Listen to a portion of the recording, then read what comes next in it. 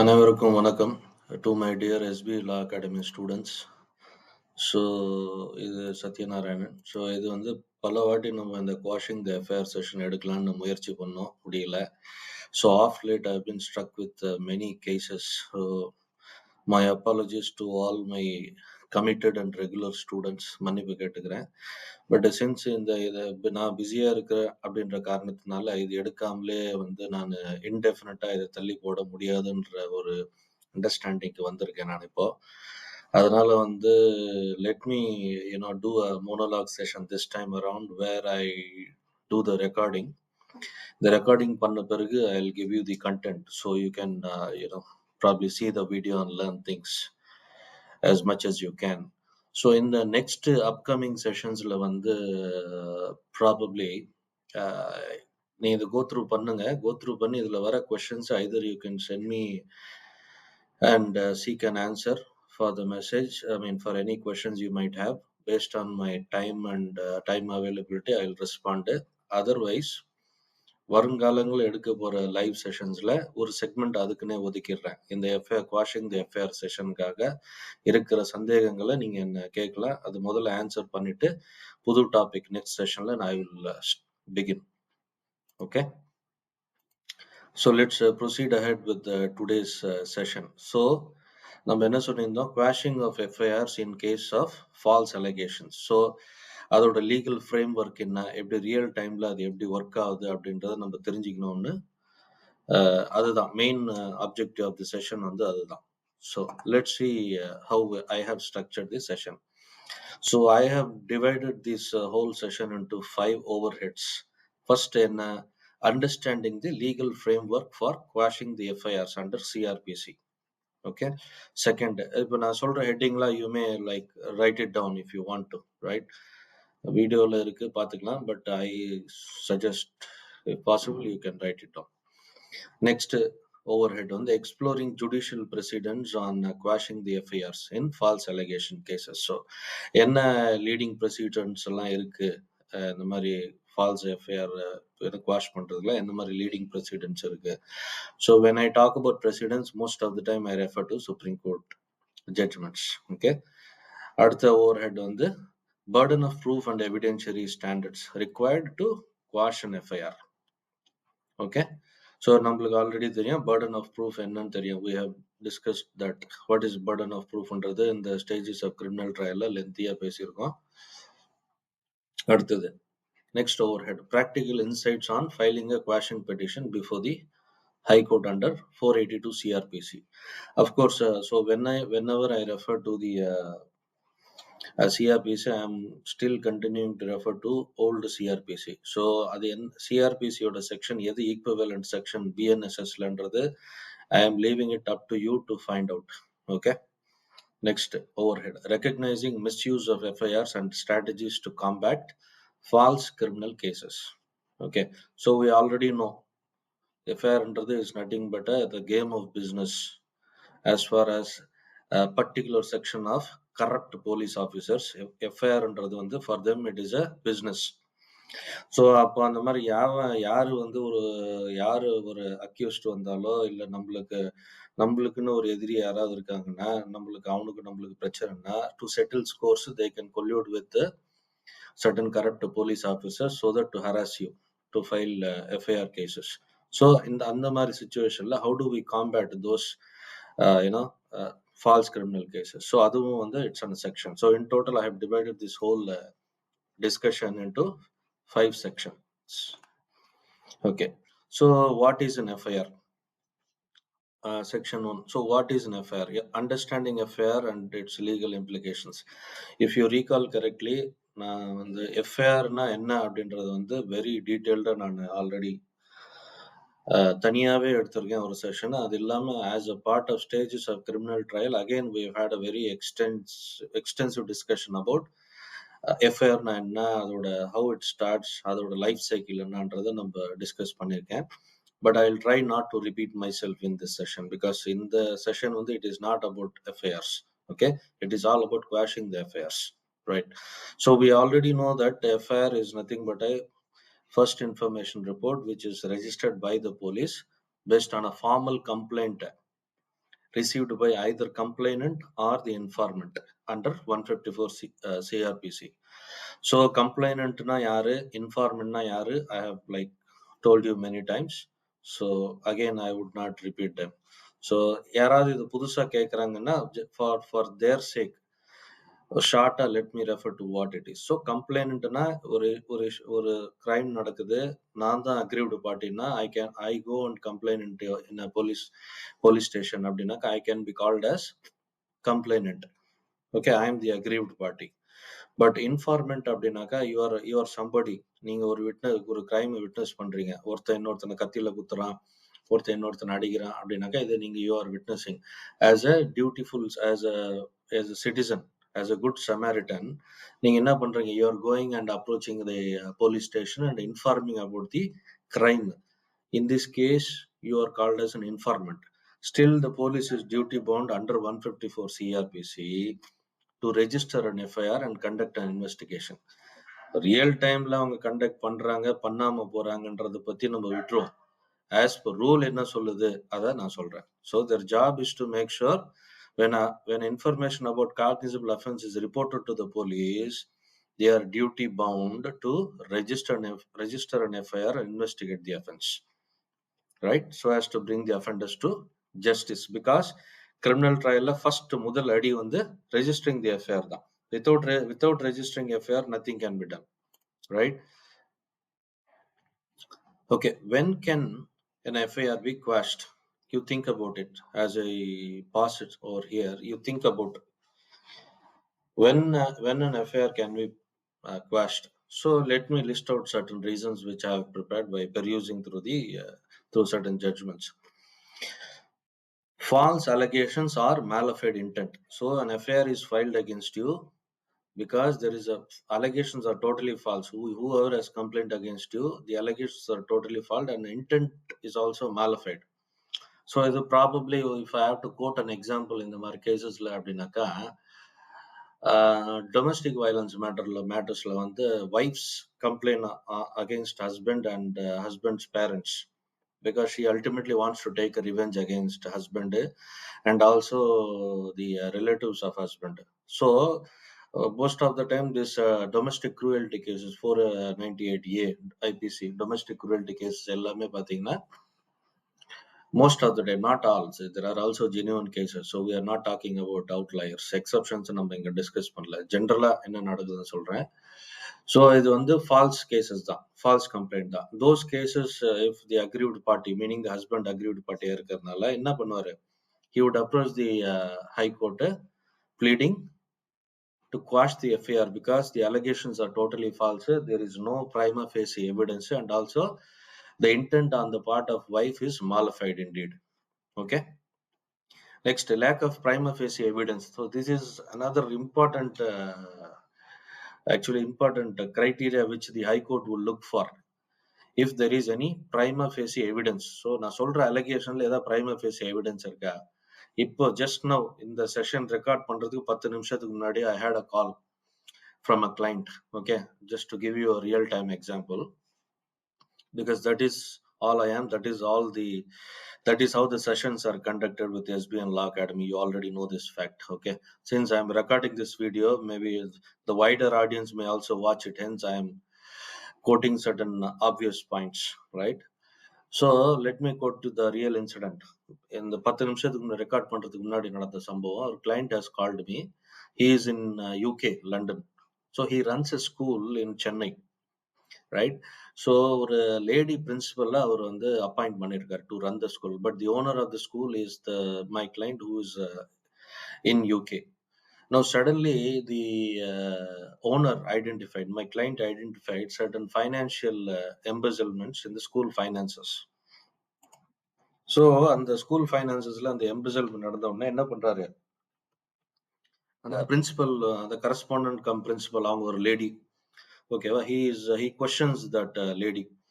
அந்த லேடியை கொஸ்டின் பண்ணோடனே she has realized that இது அப்படியே ப்ரொசீட் ஆனா நம்மளுக்கு ஒன்னு பிரச்சனை ஆகும், இல்லை he will remove her from the job, இல்லை அப்படின்னாக்கா he may give a complaint to the police. இது வந்து she has realized. So realise பண்ணிட்டு என்ன பண்ணியிருக்காங்க அப்படின்னாக்கா, she has launched a false complaint saying that he raped her. எப்படி இருக்கு பாருங்க கொடுமை. That lady has launched a false complaint on my client saying that he raped her. He அப்போ rape பண்ணாருன்னு சொன்ன உடனே that poor guy has been arrested and he is now out on bail. Okay.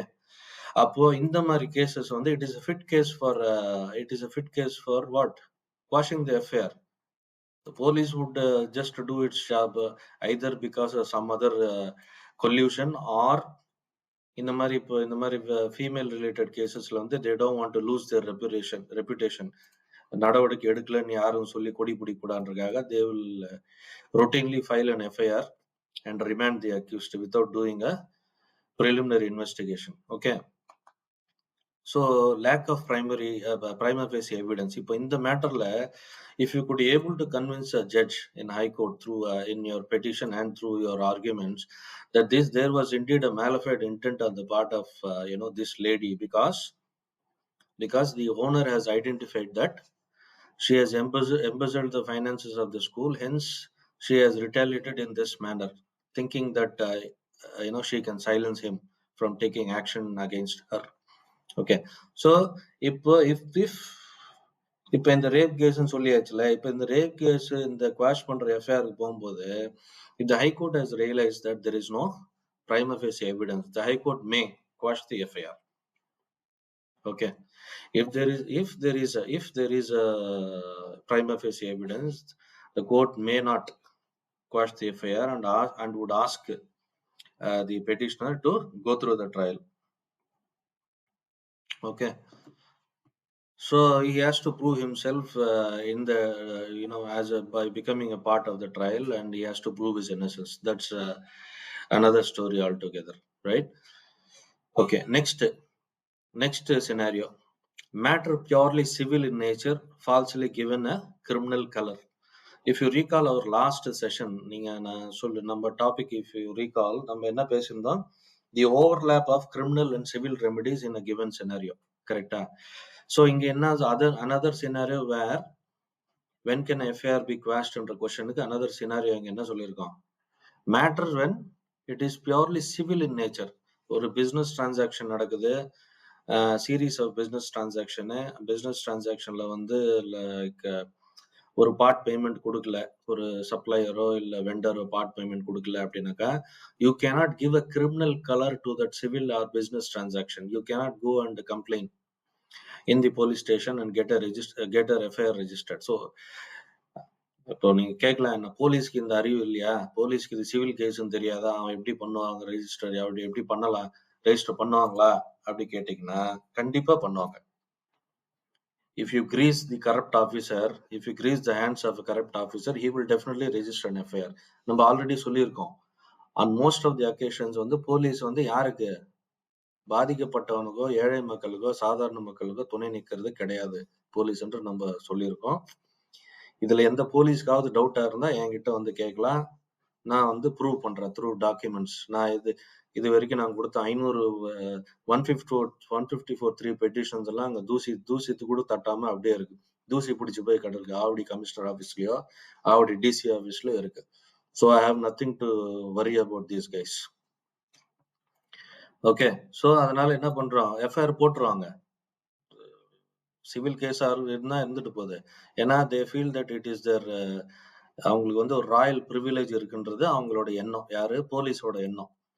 ஓகேவா? அதனால அவங்களுக்கு எப்படி கன்வீனியன்ஸோ அவன் மேல எஃப்ஐஆர் போட்டுருவாங்க. ஆனா எங்கே உண்மையிலேயே எஃப்ஐஆர் போடணுமோ அங்க போட மாட்டாங்க. ஏன் போடக்கூடாதுன்னு நம்ம கிட்டே ரூல்ஸ் பேசுவாங்க. ஓகே. நெக்ஸ்ட். ஸோ இந்த மாதிரி civil கேசஸ்ல if it is purely civil in nature, right? If it is purely civil in nature and somehow the complainant in collusion with the police wanted to give a criminal color, in the மாதிரி matters it can be quashed, right? Another one, private disputes settled amicably, right? Private disputes settled amicably.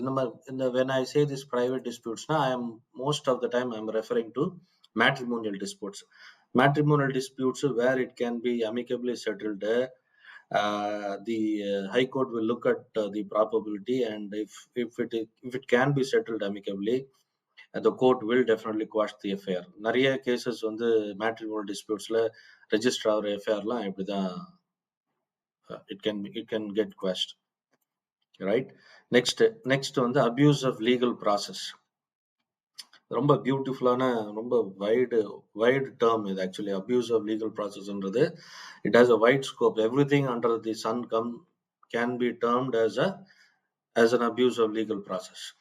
ஒரு சின்ன if I have to give you a real time example அப்படின்னாக்கா, இப்போ நான் வந்து aggrieved party, என்ன ஒருத்தன் வந்து I'm just coating real example. இன்னொரு ரியல் எக்ஸாம்பிள் சொல்லணும்னா, நம்ம கிளைண்ட் ஒருத்தங்க இருக்காங்க, அவங்களுக்கும் ஒரு பர்டிகுலர் ஃபேமிலிக்கும் சண்டை அதே ஸ்ட்ரீட்ல, பக்கத்து அட்ஜசன்ட் ஸ்ட்ரீட்ல.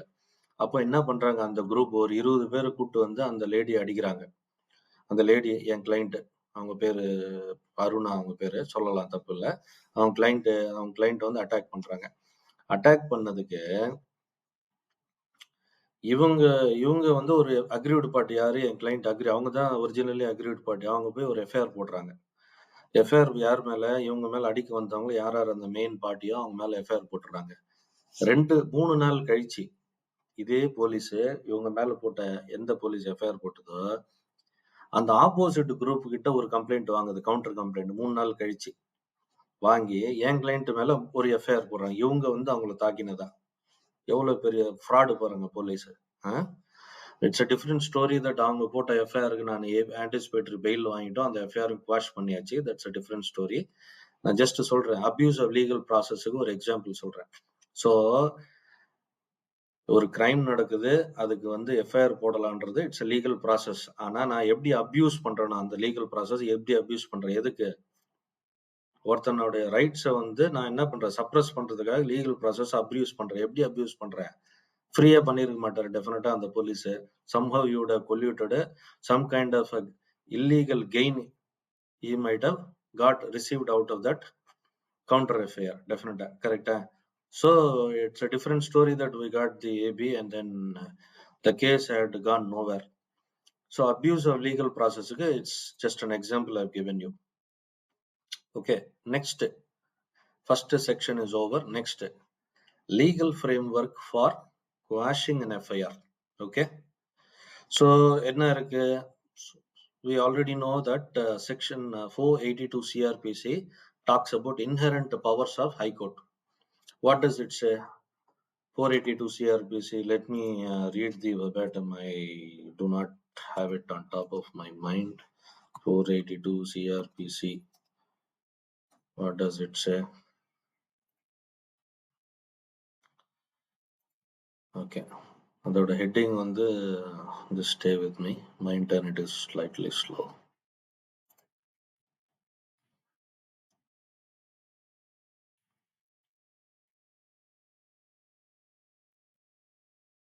Think of this as if we are doing an interactive session. அப்படின்னு மைண்ட்ல வச்சுக்கிட்டு you watch the session.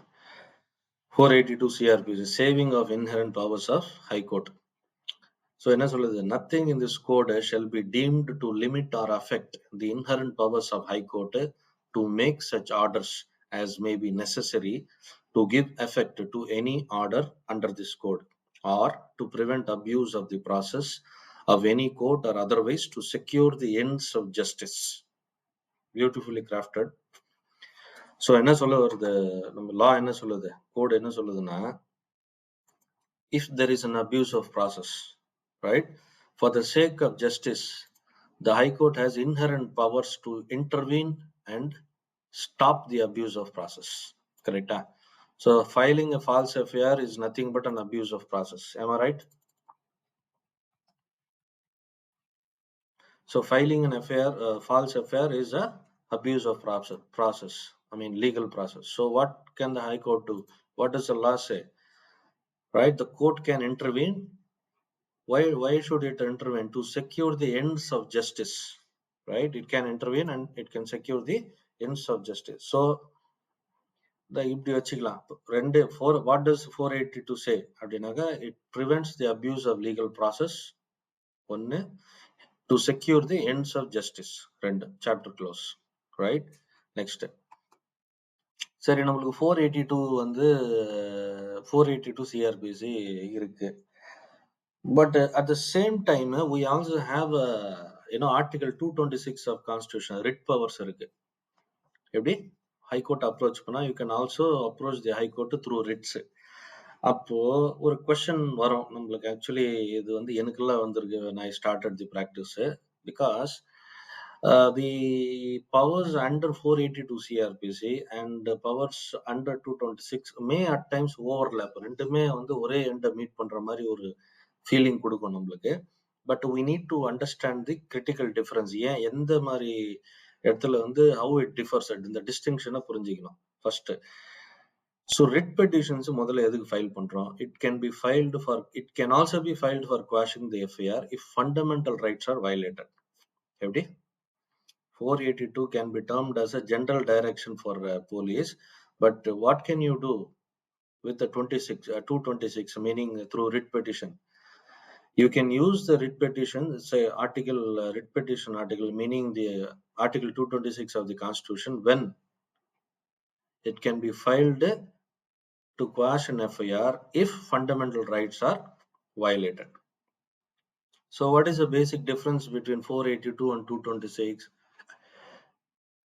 482 deals with inherent powers in criminal matters. Simple, right? But Article 226 deals with the broader scope in constitutional violations and misuse of power. எப்படி இப்போ ஒரு custodial torture இருக்கு. ஒரு custodial டார்ச்சர்ல ஒருத்தனை அடிச்சு சாவடிச்சிடறான் ஒரு போலீஸ். நடந்தது தானே இருக்கு எல்லா இடத்துலயும். நாங்க வந்து ஸ்ட்ரிக்ட்லி யோகியம் தூத் கே தூலே அப்படின்லாம் சொல்ல முடியாதுல்ல போலீஸ். ஒருத்தனை அம்மனமா உட்கார வைக்கிறான், கஸ்டோடியல் டார்ச்சர். இதெல்லாம் நான் பார்த்துருக்கேன் ரியல் டைம் கேஸ். ஒருத்தன் அம்மனமா உட்காடுறான், ஒருத்தன் ரோட்ல போறான், கம்ப்ளைண்ட் கொடுத்துறாங்க, சார் இவன் கம்பியை திருடி போயிட்டான் அப்படின்னு ஒருத்தன் கம்ப்ளைண்ட் கொடுத்துட்டான். ஓகே, இந்த போலீஸுக்கும் அந்த அந்த சோகால்டு அக்யூஸ்டுக்கு எவன் மேல கம்ப்ளைண்ட் கொடுத்தானோ அவனுக்கும் இவனுக்கும் ஆகாது போலீஸ்க்கு. அப்ப இவன் என்ன பண்றான் போலீஸு, ஆனா அவன் பகையை தீர்த்துக்கணும்ல, அவனை கொடுத்துட்டு வந்து ஜட்டியோட உட்கார வைக்கிறான் போலீஸ் ஸ்டேஷன்ல. காலையில 7 மணிக்கு கூட்டிட்டு வந்து அடுத்த நாள் 7 மணிக்கு மத்தியானம் வரைக்கும் உட்கார வைக்கிறான். அப்படியே இந்த நேம் ஆஃப் இன்வெஸ்டிகேஷன், இன்டராகேஷன் பண்ணலாமா? அந்த மாதிரி பண்ணக்கூடாது. But he is doing it. அப்போ இந்த மாதிரி கேஸுக்கு வந்து rather than going approaching the high court, in under 482 CRPC, you file a writ because your constitutional rights are violated, right? So you should understand the differences. So 482 should be used when you're challenging. It's a part of routine criminal matter. 482 you should use it. Ana when you're using writ jurisdiction, you have to use the writ to challenge by constitutional violations, meaning your fundamental rights are violated. Hence you only then you will use the writ remedies. I hope I am clear in this, right?